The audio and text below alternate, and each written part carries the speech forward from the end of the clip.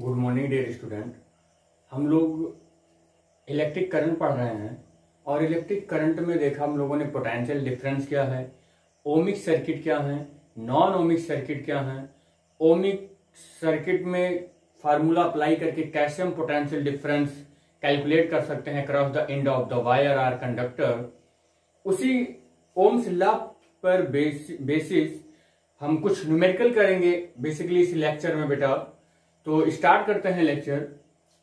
A metallic wire is stretch 3 times. एक metallic wire है और 3 टाइम्स वो स्ट्रेच कर दिया गया टू इट्स लेंथ। सपोज कर लेते हैं इनिशियल लेंथ इसका L1 इक्वल टू L है बेटा, और इसको स्ट्रेच कर दिया गया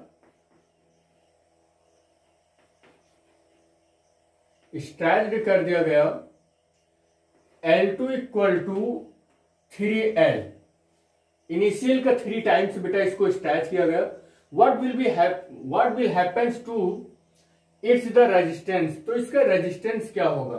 सपोज कर लेते हैं इनिशियल रेजिस्टेंस R1 है और फाइनल रेजिस्टेंस R2 है। 9 टाइम्स ये देखिए बेटा। तो सबसे पहले हम सपोज कर लेते हैं कि इनकी जो स्पेसिफिक रेजिस्टेंस का फार्मूला है वो RA/L ये गिवन है। ये फार्मूला होता है बेटा कि ये ρ1 है, ये R1 है, ये A1 है, ये L1 है। Resistance before the stretching of wire, area before the stretching of wire and length of the conductor before the stretching. Suppose कर लेते हैं स्ट्रेच करने के बाद specific resistance ρ2, R2, A2 and L2। R2 is the resistance of wire, A area of cross section of the wire and L2 the length of the conductor। तो यहां से बेटा एक चीज आपको देखने को मिलेगा, ρ1 and ρ2 both are equal because this is the same material. तो ये सेम मटेरियल है।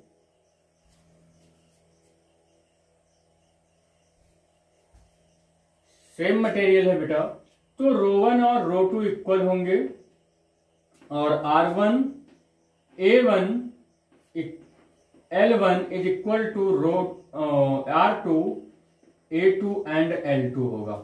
अब बेटा देखिए यहां पर स्ट्रेच करने से पहले का वॉल्यूम, या आप ऐसे यहां पर लिख लें, volume of before stretching is equal to volume of after stretching.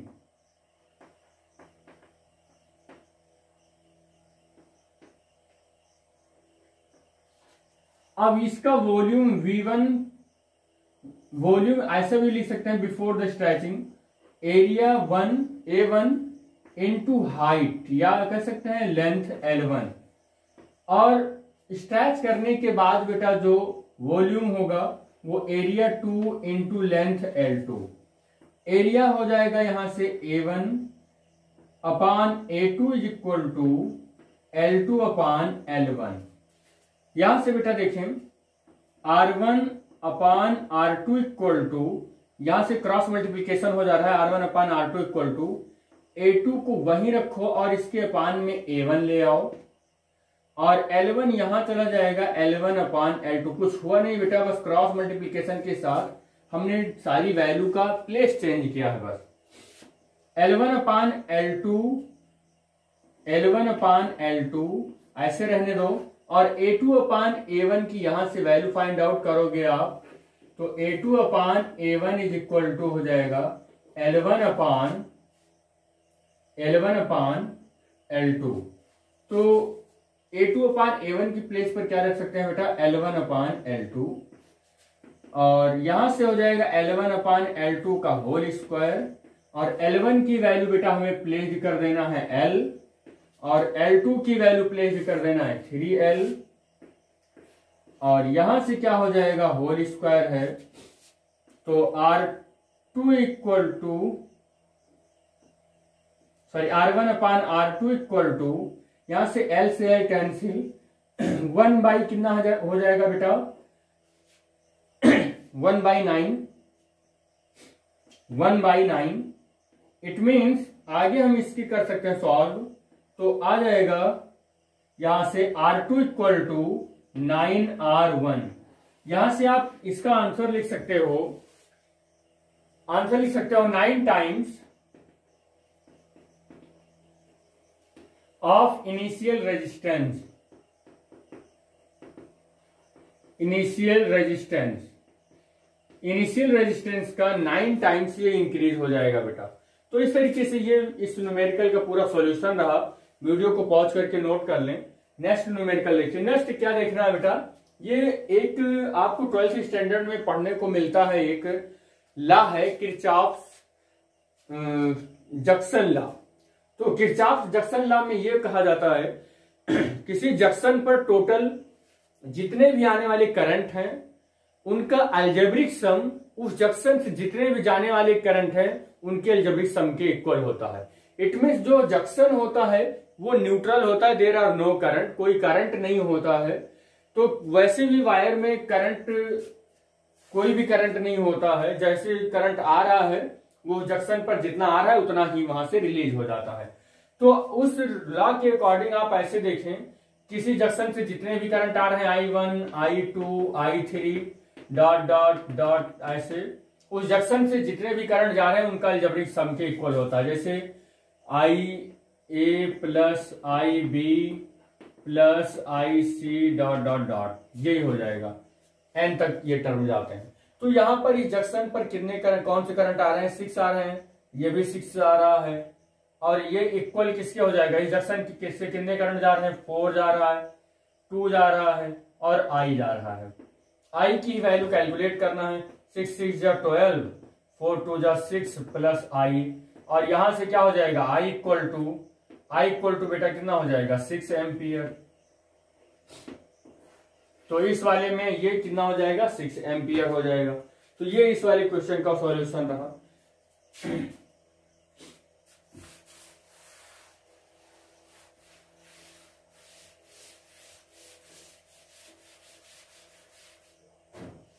यहां से देखिए बेटा, क्वेश्चन न्यूमेरिकल नंबर 3 है।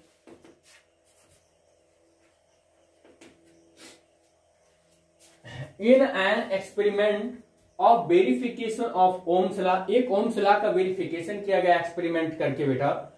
हुआ क्या उसमें, the value of V and I are reduce in observation table, recorded in the observation table. तो V और I की वैल्यू रिकॉर्ड किया गया ऑब्जर्वेशन टेबल में। सपोज कर लेते हैं this is the graph of I and V, this is the x axis, और इसी एक्स एक्सिस के अलोंग हमने I यानी कि करंट को इंडिकेट किया है, और Y एक्सिस के अलोंग हमने पोटेंशियल डिफरेंस को वोल्ट में डिनोट किया है।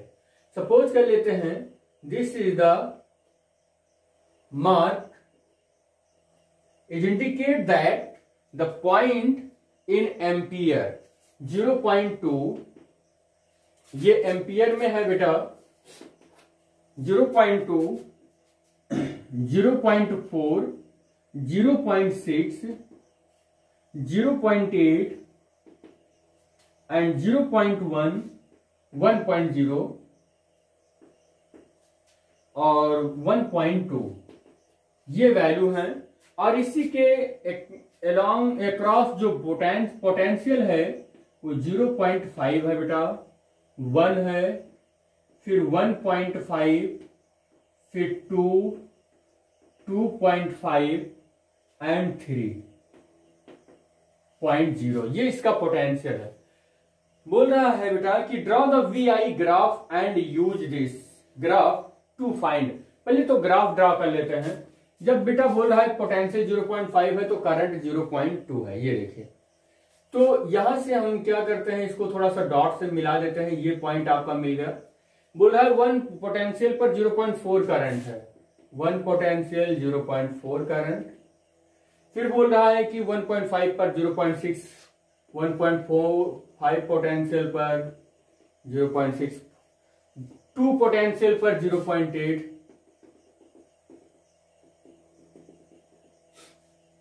2.5 पोटेंशियल पर 1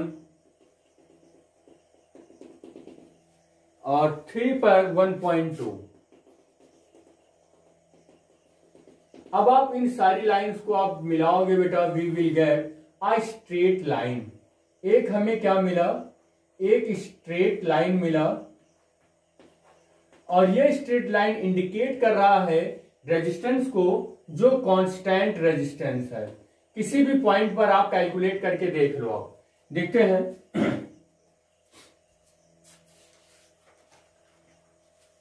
आर की वैल्यू यहां से कैलकुलेट कर लो बेटा। जैसे इस वाले पॉइंट पर अगर आर की वैल्यू देखें तो आर की वैल्यू पोटेंशियल 1 और करंट 0.4, तो 1 अपान 0.4 को सॉल्व करोगे तो कितना आ जाएगा 2.5, तो रेजिस्टेंस 2.5 ओम आ गया। आप इस वाले पॉइंट पर भी आप कैलकुलेट कर लो तो पोटेंशियल 1.5 और 0.6, तो आप फिर देखोगे आर की वैल्यू 2.5 ही आ रहा है ओम। तो इस पूरे प्रोसेस में आर की वैल्यू कांस्टेंट आई, इसलिए इसको हम बोलेंगे ओमिक सर्किट या ओमिक रेजिस्टेंस बोल सकते थे। और आर की वैल्यू जिस किसी भी सर्किट में कांस्टेंट होगा वो ओमिक रेजिस्टर सर्किट होगा, जो ओम्स के लॉ को फॉलो करेगा। ओम्स का law equal to I R है। अब ये बोल रहा है कि इस वी आई ग्राफ को यूज करो और यूज करके फाइंड आउट करो वी व्हेन आई की value I is 0.5 ampere. V आपको फाइंड आउट करना है बेटा, वी आपको फाइंड आउट करना है, बट आई की वैल्यू बोल रहा है कि तब कितना है 0.5 एम्पियर है। अब बेटा आर की वैल्यू तो कांस्टेंट है इस पूरे प्रोसेस में। हम ओम लॉ जानते हैं भाई, Ohm law equal to I R. V की वैल्यू कितनी रखेंगे, कैलकुलेट ही करनी है। आई की वैल्यू हमें मालूम है 0.5 है और आर की वैल्यू कांस्टेंट है 2.5, और यहां से क्या हो जाएगा 125 और इतना पोटेंशियल हो जाएगा। It means if the current of the circuit is 0.5 ampere, then we will get the potential across the potential difference of this circuit is 1.25 volt. And the next point of this question, when when V is 0.75 volt, बेटा आपको I calculate करना है। I equal to question mark है, कब? When the potential across the end of the circuit is 0.75. 0.75. We applying the Ohm's law, V equal to IR. Here V equal to 0.75.